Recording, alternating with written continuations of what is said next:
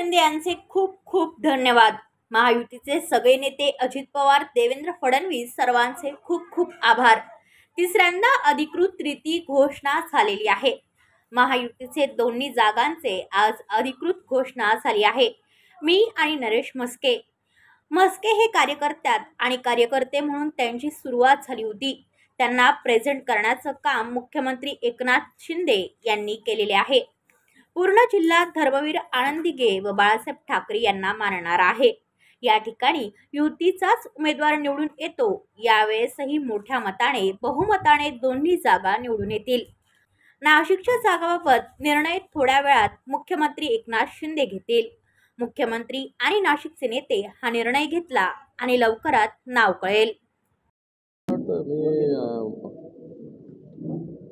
माननीय मुख्यमंत्री एकनाथ शिंदे साहेबांचं खूप खूप धन्यवाद व्यक्त करतो।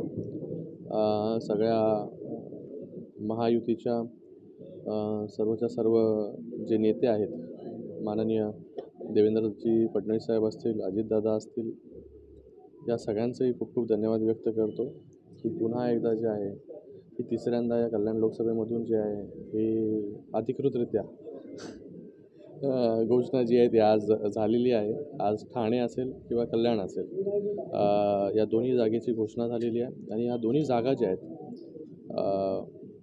महायुतीच्या, मी असेल किंवा नरेशजी मस्के असतील। नरेशजी मस्के एक कार्यकर्ता, महानगरपालिकेमधून त्यांची सुरुवात झाली। आज जे आहे हा ठाणे लोकसभा त्यांना रिप्रेझेंट करण्याचा चान्स जो आहे, ठाणे लोकसभेवरती उमेदवारी जी आहे ही माननीय मुख्यमंत्री एकनाथ शिंदे साहेबांच्या आशीर्वादाने मिळालेली आहे।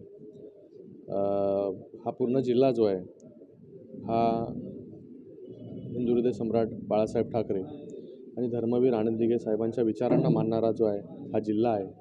आणि या जिल्ह्यातील जे आहे ह्या दोन जागा गेले अनेक वर्ष इथे युतीचाच उमेदवार जो आहे तो निवडून येतो आणि ह्या दोन्ही जागा ज्या आहेत मोठ्या फरकाने बहुमताने जे आहेत ह्या निवडून येतील असा विश्वास या ठिकाणी व्यक्त करतो मी।